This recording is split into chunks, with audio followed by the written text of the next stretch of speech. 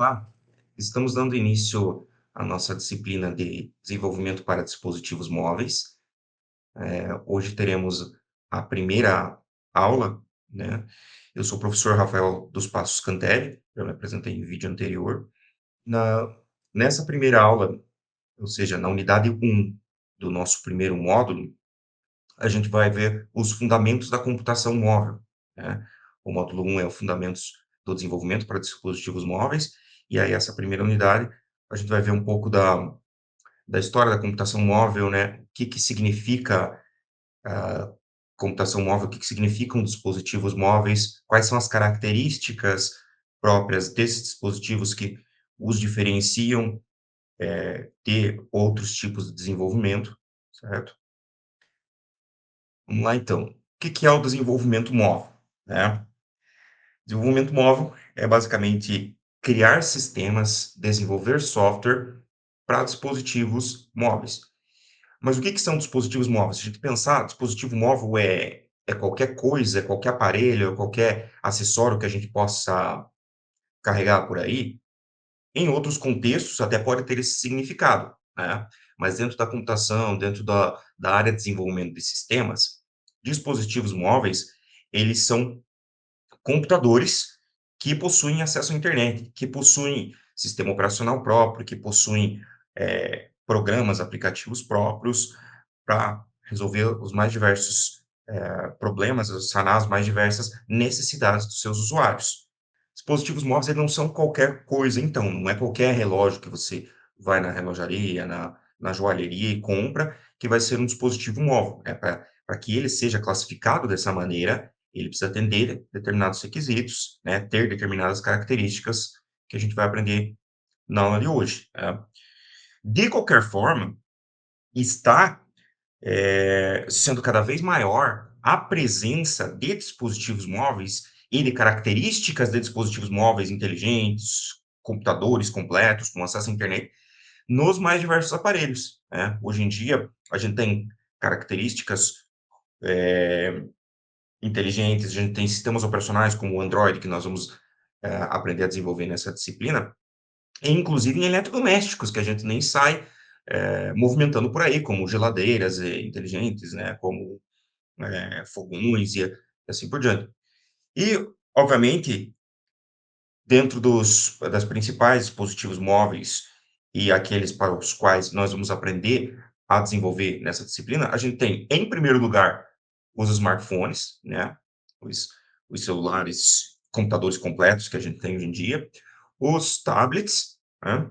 Os smartwatches, relógios inteligentes, todos esses com a possibilidade de terem um sistema operacional Android, que a gente vai trabalhar nessa disciplina, e serem capazes de executar os aplicativos que nós vamos aprender a desenvolver aqui. O que aconteceu nos últimos anos é que a redução do preço dos aparelhos celulares e o incremento nas capacidades, sejam capacidades de hardware, mas também sejam a, a riqueza em software, em variedade e quantidade de aplicativos, né, tornou os celulares mais acessíveis, tornou possível que a população em geral, independente da classe social, teve capacidade de ter acesso a esses dispositivos, né, esses celulares, e isso levou a uma situação tal que, hoje em dia, no Brasil,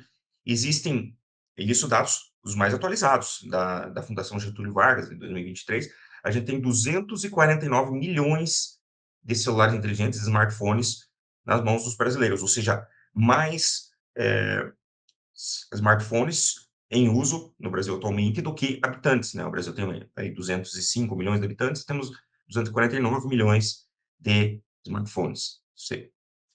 E o mesmo acontece também em outros países, então não é só uma característica do Brasil, né?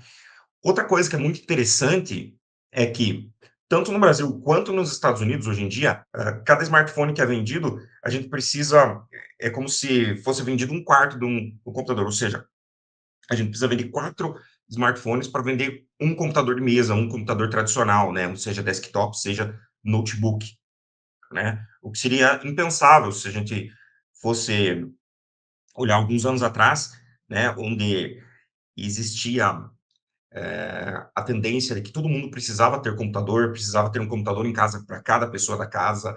Hoje em dia, muitas pessoas, inclusive das novas gerações, nem querem ter computador ou nem veem a necessidade de computador, porque resolvem todos as suas demandas tecnológicas através do smartphone, né? Seja utilizar banco digital, né? Seja fazer pedidos de alimento, né? Seja pedir um carro para ir para um determinado destino. Algumas características da computação móvel, e aí entra os três principais categorias de dispositivos móveis que eu falei, que são os smartphones, os tablets e os smartwatches, algumas características que precisam ser levadas em conta pelo desenvolvedor na hora de criar aplicativos, porque vão fazer a diferença depois no uso dos aplicativos, vão fazer diferença na ponta com o usuário final, são tamanho de tela, né, em dispositivos móveis, por mais que tenhamos hoje em dia smartphones com telas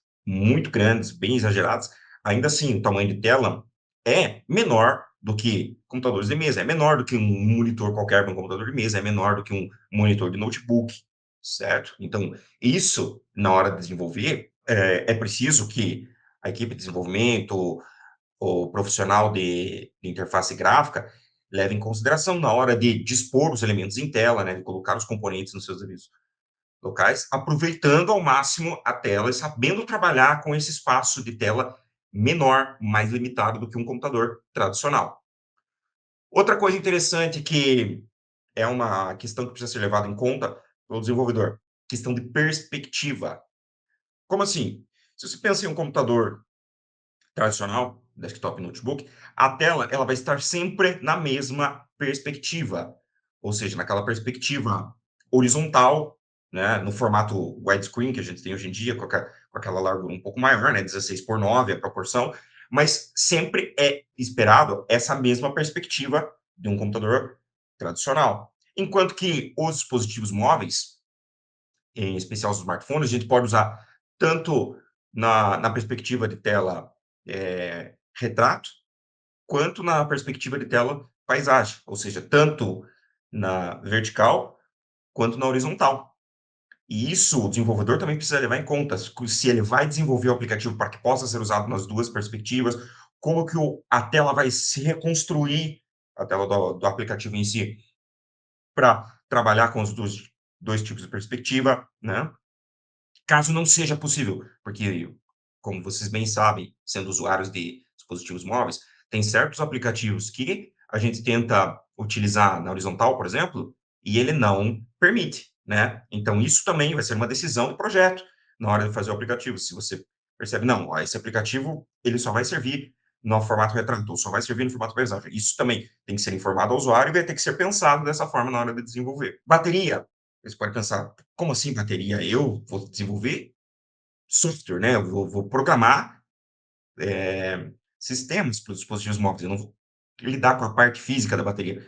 Não é isso. É que quando a gente está desenvolvendo para esses tipos de aparelhos, a gente tem que levar em conta o consumo de bateria, tomar determinadas atitudes como desenvolvedor para não fazer com que o sistema fique consumindo bateria à toa, ou seja, não deixar certos objetos na memória, não deixar certas telas ou não deixar arquivos abertos pelo nosso programa à toa, porque cada processamento a mais, cada coisa a mais que a gente está utilizando do hardware do nosso aparelho, isso tudo precisa estar sendo alimentado pela bateria, né, que é a fonte de energia desses aparelhos. Memória, outra coisa que deve ser levada em consideração. E aqui eu estou falando tanto em memória secundária quanto primária, né? Claro que a secundária não é tão preocupante assim, porque os aplicativos eles não tendem a ser absurdos com o uso de memória secundária, ou seja, do armazenamento, né? Mas isso também deve ser levado em consideração, porque mesmo que tenha sido aumentado o espaço disponível de armazenamento dos aparelhos mais novos, ainda assim, eles tendem a ser menores, né, do que de um computador tradicional. É muito mais comum você encontrar, por exemplo, um notebook com 1 TB de armazenamento, seja HD, seja SSD, do que você encontrar um smartphone com 1 TB, né? Isso é quase impensável. Então, deve ser levado em consideração a memória secundária nesse ponto. Com relação à memória primária, também, porque mesmo que os smartphones eles tenham tido um aumento significativo no tanto de memória RAM, né? Quando a gente vai comprar um aparelho, hoje em dia é muito comum a gente encontrar aparelhos com 4 GB de memória RAM, por exemplo. Ainda assim, isso é muito menor, né, do que o que está presente, geralmente, nos computadores, né? É muito mais comum você encontrar um notebook, né, com 16 GB de RAM do que você encontrar um smartphone, né, nem mesmo topo de linha, certo? Processamento, mesma coisa, por mais que os smartphones hoje em dia eles tenham cada vez mais núcleos de processamento, com clocks cada vez maiores, também inferior ao computador tradicional, né? Um outro aspecto, e esse, porque parece que até agora eu estou só criticando ou diminuindo os dispositivos móveis, né, em comparação com os computadores tradicionais, dizendo que eles têm menos e menos coisas. Não é bem isso, né? Estamos entendendo as características próprias. Porém, aqui na parte da comunicação, a gente entra num ponto que é o fato de os dispositivos móveis terem mais do que o computador tradicional. Por quê? Todo smartphone que a gente compra, ele vai ter pelo menos acesso a 3 tipos diferentes de redes, né. Ele vai ter a capacidade de acessar a rede Wi-Fi, né, ele vai ter a capacidade de acessar a rede móvel da companhia telefônica e ele vai ter a possibilidade também de se comunicar via Bluetooth com outros dispositivos, seja um headphone Bluetooth, seja um outro celular para o envio de um arquivo, né? Então, pelo menos essas três. E a gente sabe que existem mais, inclusive, né? Existe comunicação NFC, para pagamento, por exemplo, com aproximação. Existem muito mais comunicações, muito mais tecnologias de comunicação do que um computador tradicional, né? Se você vai em uma loja qualquer e compra um computador de mesa, muitos deles nem vêm com Wi-Fi, né? Não vem com Bluetooth, muito menos com comunicação com rede móvel da companhia telefônica, né? E por fim, uma outra característica super importante e uma característica própria dos dispositivos móveis é a questão dos sensores. Os aparelhos, os smartphones e os outros dispositivos móveis também, eles vêm hoje em dia com uma gama de sensores muito extensa, muito interessante. A gente vai ter uma aula específica na disciplina só para tratar disso, né? Mas coisas a mais, coisas interessantes que estão dentro desses sensores são, por exemplo, sensores de movimento, né? E aí os diferentes tipos de sensores de movimento, acelerômetro, giroscópio, magnetômetro. Tá?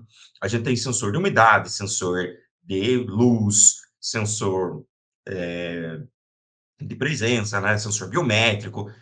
E aí entra, inclusive, dentro da parte dos sensores, até a questão das câmeras, né? Hoje em dia, os celulares, principalmente, eles têm uma gama muito interessante de câmeras, né? Começaram tendo uma câmera só, né? A câmera principal do aparelho, depois passaram a ter a câmera principal, uma câmera chamada câmera de selfie, né? E hoje em dia, mesmo a câmera principal, ela é dividida em várias outras câmeras, né? Então, isso tudo entra dentro da gama de sensores e nós, como desenvolvedores para dispositivos móveis, a gente pode fazer uso desses sensores dentro da nossa aplicação.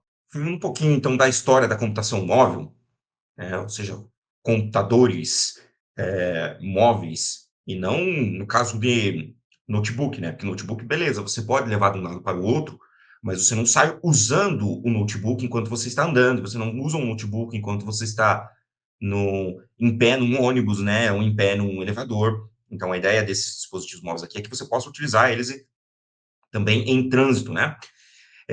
Um marco muito importante dentro da computação móvel é o ano de 1993, onde foi lançado pela Apple o Newton Message Pad. Newton lá em homenagem ao físico, muito famoso, né? Então veja que a Apple ela foi muito precursora nos dispositivos móveis, tanto nos smartphones, como a gente vai tratar daqui a pouco, quanto nos tablets, porque esse Newton Message Pad aí, ele é considerado o precursor dos tablets, né? Então ele tinha é, aplicações de escritório, seja de planilhas, de de texto, né, de slide. Eh, e ele servia, então, como um mini computador, que era usado por executivos, por profissionais que precisavam ter essa mobilidade.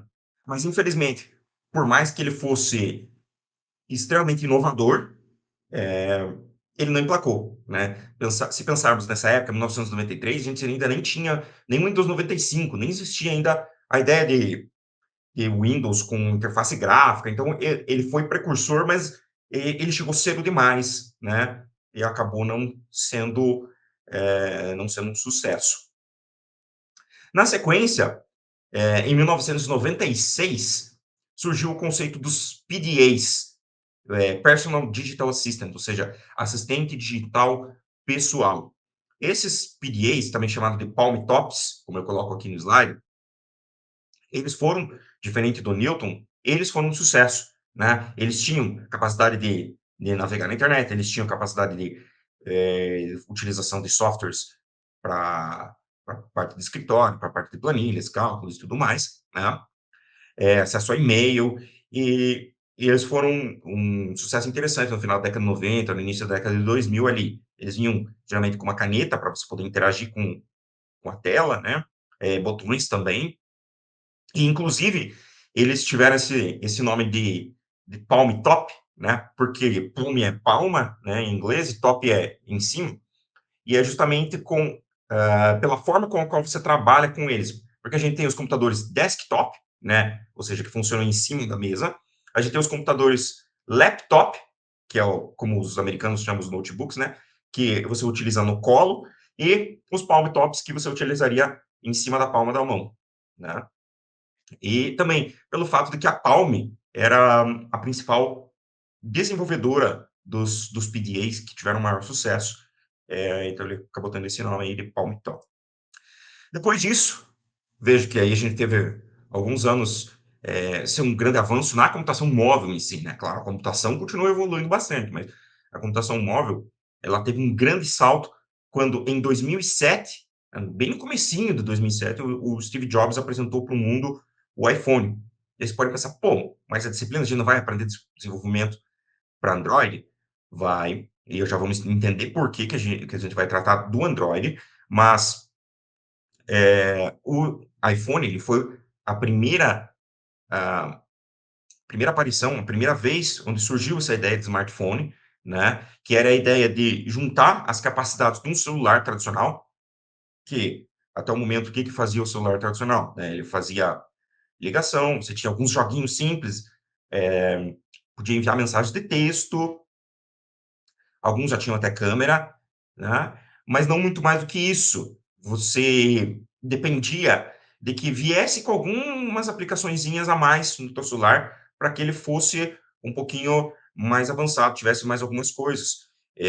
Eu mesmo lembro que antes de eu ter um smartphone, eu tive um celular que tinha leitor de PDF. Ele era meio que uma transição entre os smartphones e celular. Mas ele não era um smartphone, por quê? Porque não era possível instalar novas aplicações dele, não existia uma loja de aplicativos, né? Não existia toda essa riqueza que a gente tem dentro dos smartphones, certo? Então, a ideia do Steve Jobs foi o quê? Pegar tudo que um celular fazia e juntar com tudo que um computador podia fazer. E na época, acredito que nem se pensava que isso ia trazer muitas outras possibilidades a mais que a gente nem fazia no computador, né? Porque se você pensar o tanto de aplicativos que surgiram que não se usaria ou não faria sentido no computador, por exemplo, aplicativos de navegação, aplicativos de GPS como o Waze, né? Aplicativos para você poder levar a tua passagem aérea, por exemplo, né? Você não ia levar a passagem aérea no notebook, né? Então, diversas coisas hoje em dia estão disponíveis além até do que foi pensado inicialmente. Quais são as principais plataformas que a gente tem hoje em dia para os dispositivos móveis? Tá? Atualmente, o mercado está dividido apenas em duas plataformas, né? Que são o iOS da Apple, né? Dentro dos iPhones e outros dos dispositivos da Apple, e o Android, né? Já existiram outros dispositivos que também batalharam pelo mercado, né? Outras plataformas, perdão, que estavam dentro dos dispositivos, como o Windows Phone, o Windows Mobile, a gente tinha o Java Micro Edition, que era o Java ME ou J2ME, né? Ele teve esses nomes abreviados, mas era a mesma coisa ali. Tínhamos também a plataforma BlackBerry, tinha que era da Motorola, a gente tinha a Symbian da Nokia, né? Mas atualmente o mercado está concentrado apenas no iOS e no Android. E aí, aqui eu trago as estatísticas mais atualizadas, as estatísticas de 2023, né, do StatCounter ali, que é um agregador de estatísticas, onde mostra-se a fatia de mercado, market share, das diferentes plataformas de dispositivos móveis, como que está hoje em dia. Veja que plataformas que não são iOS e o Android, elas praticamente nem têm fatia de mercado nenhum, né? Por isso que eu falei, hoje em dia está concentrado nessas duas, né? Você vê, o Windows, ele virou 0,02 hoje em dia, né? E eu vim acompanhando ao longo dos anos isso, porque eu mesmo tive 2 smartphones com Windows, né? Eu era entusiasta, mas ele acabou, sumindo do mercado, né? Aqui não é desconhecido, ou seja, os outros, né? Tem esse KaiOS, que é 0,13 do mercado, sistemas operacionais específicos da Samsung 0,34, tá? Não quer dizer que a Samsung só tem isso, né? Mas a Samsung, a maior parte do mercado dela está justamente no Android, né? E mundialmente, então, o Android ele tem 72,26% do mercado e o iOS tem 27,11%, certo? E no Brasil, isso é mais gritante ainda, né? Porque no Brasil, o Android está com 81% do mercado, né? No Brasil é mais raro ainda quem tenha iPhone. Por esse motivo, então, que o foco da nossa disciplina, esse é um dos motivos que o foco dela é desenvolver para plataforma Android, né? Ela é a que mais tem mercado mundialmente e a que mais tem mercado no Brasil, né? E aí, o que que isso significa também? Significa que quando você desenvolve seus aplicativos para essa plataforma, você vai estar atingindo um público potencial muito maior. Isso significa também uma segunda coisa, que quando você aprende essas capacidades, né, a ideia é que no final dessa disciplina você saia tendo capacidade de desenvolver aplicativos móveis, quando você sair dela, então, você vai poder buscar vagas no mercado como desenvolvedor Android, e que são vagas muito maiores, né, muito maior a quantidade de vagas do que vagas para desenvolvedor iOS, obviamente, certo? Então, esse é mais um motivo. E um terceiro motivo da gente desenvolver para Android em vez de iOS é que, para que você possa desenvolver de maneira nativa para iOS, já vamos falar o que que é nativo, o que que não é, né? Isso também a gente vai tratar na aula de hoje. Mas para você desenvolver de maneira nativa para iOS, você precisa fazer uso de hardware da Apple, ou seja, então você vai precisar de um macOS ou de um MacBook, perdão, de um seja um Mac desktop, não um computador, ou seja, um notebook da Apple, que é um MacBook, que esteja rodando o macOS, que é o sistema operacional da Apple, e dentro dele daí você vai utilizar a IDE da Apple, que é o Xcode. Ou seja, só a barreira inicial de entrada já é muito grande, né? Uma coisa que o desenvolvimento Android acaba tendo de barreira, né, que meus alunos ao longo dos anos eles sempre comentam e eu entendo essa realidade, é que a plataforma, a ferramenta de desenvolvimento que a gente vai tratar na próxima aula, que é o Android Studio, ela é muito pesada, realmente. Mas ainda assim é uma barreira muito menor do que você ter que comprar um notebook lá de R$ 10.000 para poder fazer o desenvolvimento, né? Então, vai rodar no Android Studio, pode ser que não rode muito bem na sua máquina se ela é mais antiga, mas vai rodar num computador Windows tradicional, né? Então, não tem essa barreira também para o desenvolvimento, certo? Então, esses são os três motivos aí principais da nossa disciplina ser focada no desenvolvimento Android, certo? E quais são os tipos de aplicação que a gente tem para poder desenvolver, tá? A gente tem as aplicações nativas, a gente tem as aplicações web e temos as aplicações híbridas. Qual que é a diferença entre elas? Aplicações nativas são aquelas que são desenvolvidas diretamente para a plataforma de destino, fazendo uso de todo o ferramental que tem à disposição dentro daquele sistema operacional e dentro dos aparelhos de destino, ou seja, é desenvolvido sem nenhuma camada de interpretação, sem nenhuma camada de tradução dos códigos, das instruções que vão ser desenvolvidas. Você desenvolve diretamente na linguagem de destino, tá? Ou seja, desenvolvendo para Android, para você desenvolver de maneira nativa, ou você vai desenvolver utilizando a linguagem Java, que é o que a gente vai utilizar nessa disciplina, ou utilizando a linguagem Kotlin. Desenvolvendo com alguma dessas duas linguagens de programação, a sua aplicação ela vai ser compilada para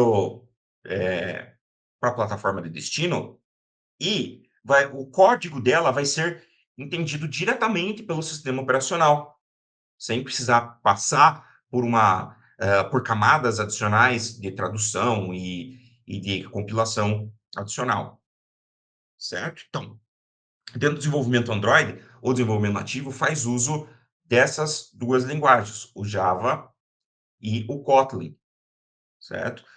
Para desenvolvimento iOS, para desenvolver para iPhones, por exemplo, as linguagens nativas são Objective-C, que é uma linguagem derivada da linguagem C, ou a linguagem Swift, que é a linguagem atualmente utilizada, principalmente para o desenvolvimento nativo para iOS. Outra forma que a gente tem para desenvolver para dispositivos móveis é fazer aplicações web. Você fala, ué, mas como assim aplicações web? Sim, porque aplicações web, aquelas que utilizam aquela divisão muito conhecida, muito utilizada na nossa área, que é o front-end e o back-end, onde no front-end a gente faz uso do HTML, do CSS, do JavaScript, né, para construir a página, e no back-end a gente faz uso de diversas outras tecnologias para a parte do servidor. Essas aplicações web, elas são feitas hoje em dia pensando no celular, né?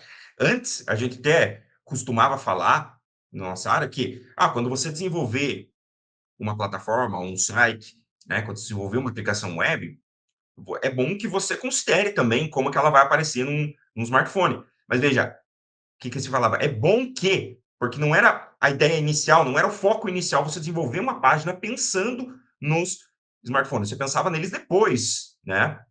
Tinha empresa que pensava só se desse tempo, né? Hoje em dia não. Hoje em dia as páginas elas já são criadas pensando que o usuário final, ele muito provavelmente ele vai estar acessando tua página pelo smartphone e não pelo celular, né? Por todos aqueles motivos que a gente viu no começo da aula, né? Que vende-se 4 celulares para cada computador, né? Que no Brasil tem mais celulares que habitantes, ou seja, as pessoas estão.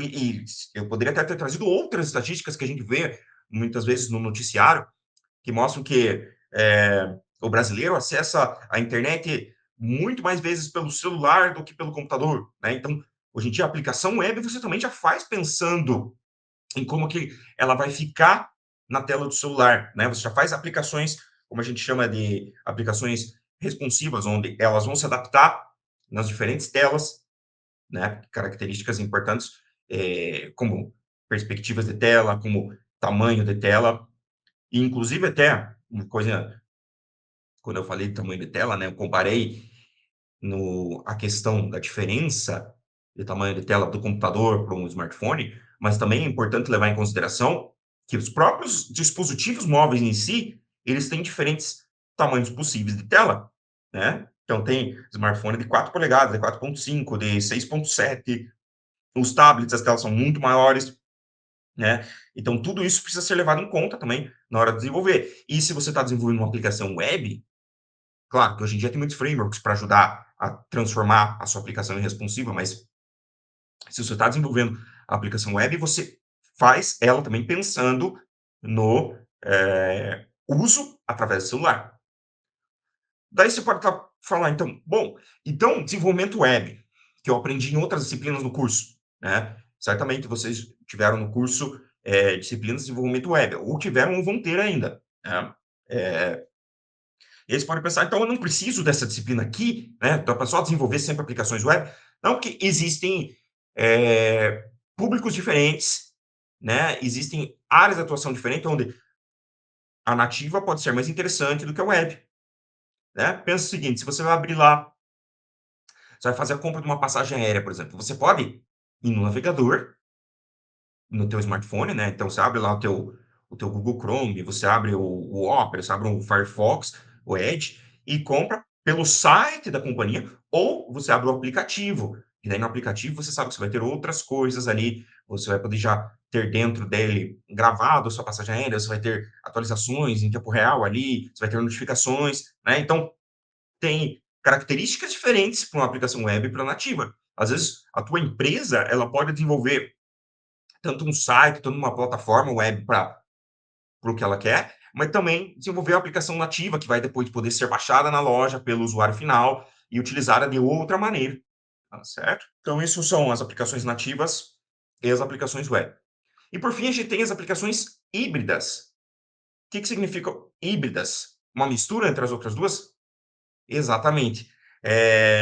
As aplicações híbridas, elas têm a característica, ou o desenvolvimento híbrido, ele tem a característica de você poder criar uma mesma aplicação, um mesmo aplicativo, e depois poder compilar ou poder entregar ele, implantar ele em plataformas diferentes.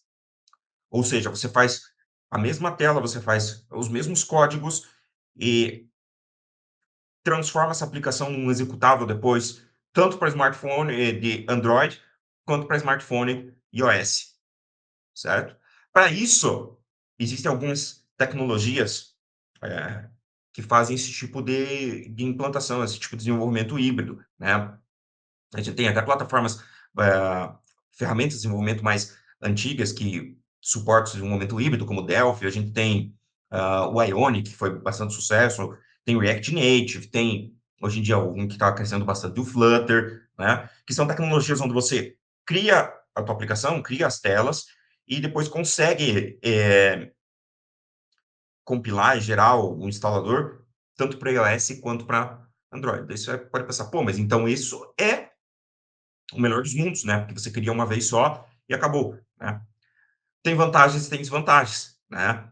A aplicação híbrida, ela é interessante quando você quer desenvolver rapidamente para as 2 plataformas principais e já fazer a entrega. Porém, o desenvolvimento nativo, ele tem características próprias que só ele permite, né, como acesso mais facilitado ao baixo nível, a serviços do sistema operacional, acesso melhor aos próprios sensores, a dispositivos as sensores e outros elementos dos dispositivos, certo? Então, e fora que, não tendo uma camada de tradução, não tendo uma camada intermediária entre o sistema operacional e a tua aplicação, isso potencialmente transforma as aplicações nativas em mais velozes, com melhor desempenho do que as híbridas, certo? Mas então é importante ter esse panorama aqui das 3 formas que a gente tem para desenvolver aplicações para dispositivos móveis, certo?